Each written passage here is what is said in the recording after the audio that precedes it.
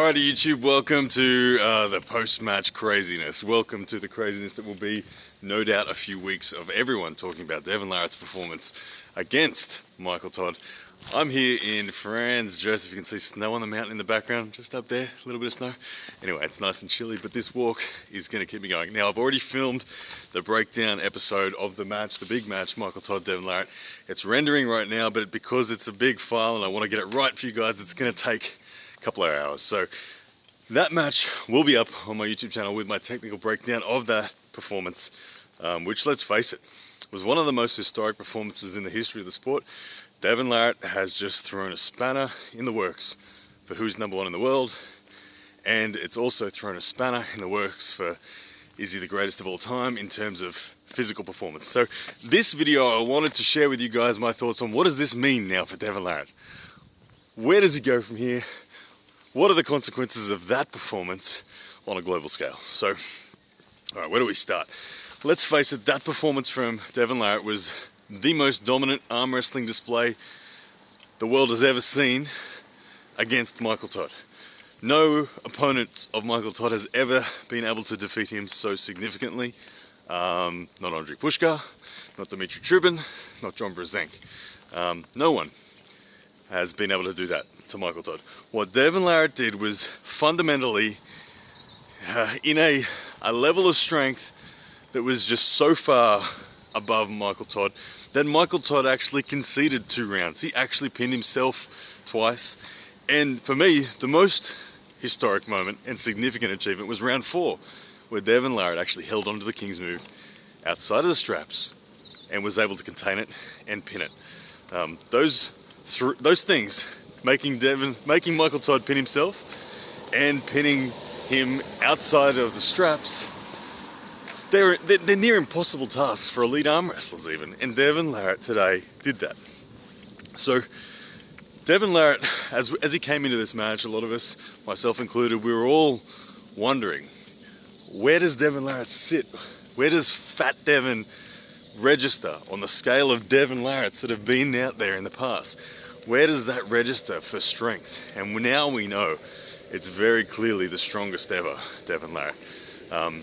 You could see him breathing heavily throughout the matches, but it didn't seem to matter because he was just so far ahead of Michael in fundamental strength that it was one-way traffic. Now, Devon Larratt, his physical display, the match was going to really come down to the critical battle of Michael's pronation up against Devon Larratt's wrist flexion. And the result we saw, like I said, from the get-go, there was nothing that Michael Todd could do to it. And with having had lost that critical battle, it was simply over.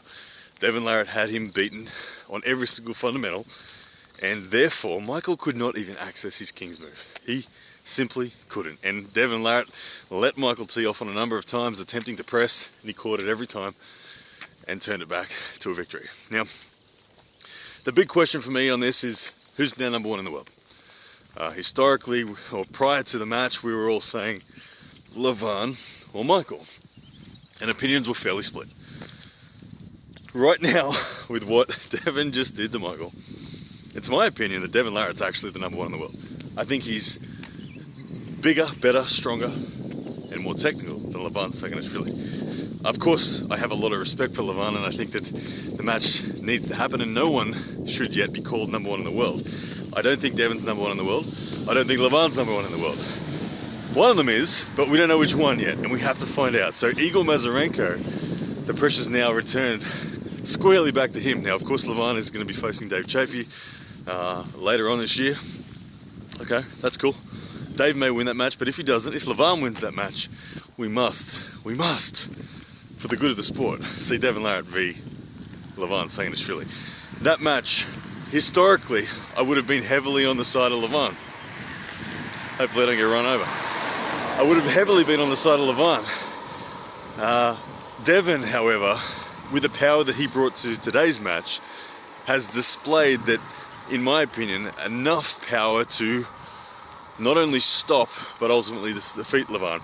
I think that Devon could do that because he is technically a more diverse arm wrestler than Levon. He can get into deeper, tighter positions. He can bend his wrist deeper, he can rotate further, he can commit his shoulder more, he can get his elbow closer to the center line of his body than Levan can. And I think with all of that, combined with the newfound power of Devon at 295 pounds, oh my goodness, I think Devon wins. And I think Devon's the number one in the world today. I don't think anyone, Levan included, could beat Devon today. No one. It's really interesting because Devon Larratt was only 6 months ago that he was suffering from the deep vein thrombosis, and many people, myself included, thought maybe this is the end of Devon. We're going to start to see the wind down of Devon, and we're going to start to see him phase out of being in the top tier of elite super heavyweights.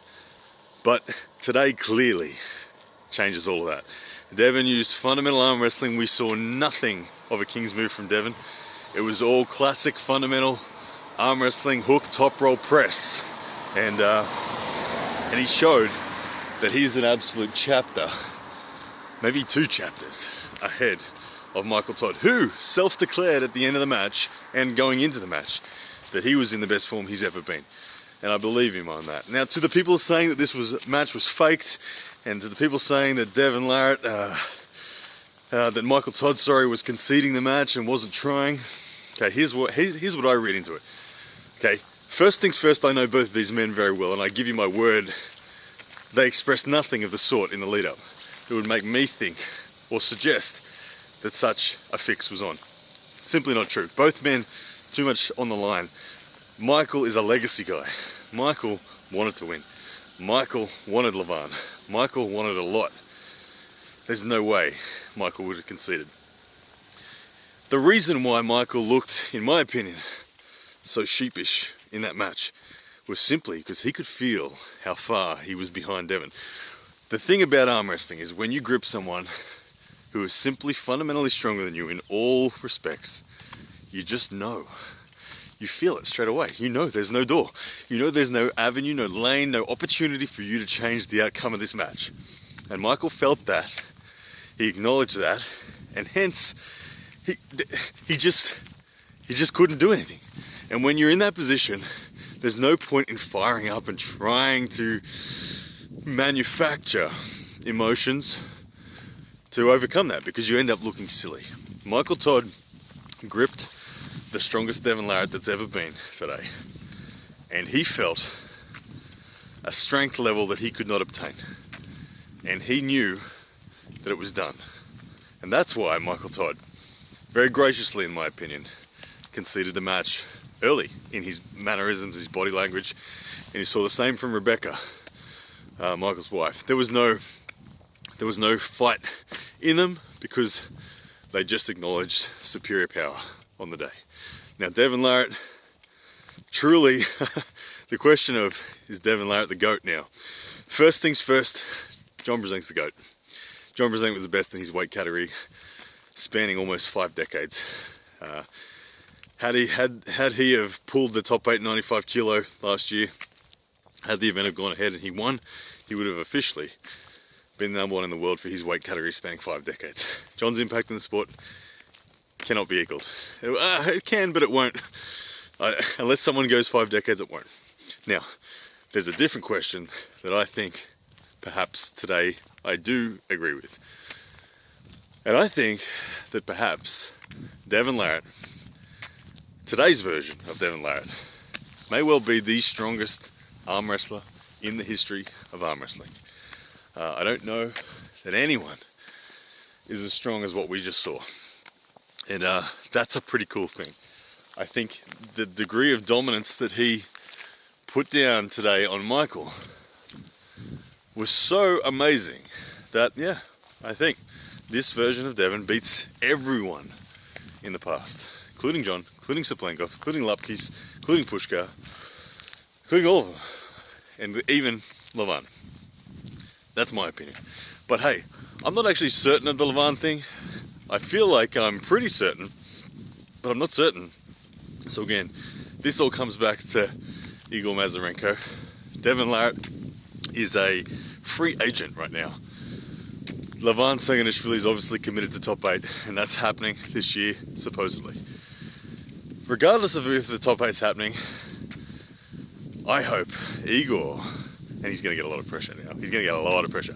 I really hope Igor acknowledges what we've just witnessed as an incredibly impressive performance, and he takes a step back from the high position that he's tried to perch himself on and says, all right, the world needs to see this match, because it's true. The world really needs to see this match. Devon Larratt v. Levan Saganishvili is the match to determine the true number one in the world, and it must happen. Devon, wanted to congratulate you, sir. Amazing performance today. The most dominant arm wrestling performance I've ever seen, and one which deserves to be talked about forever.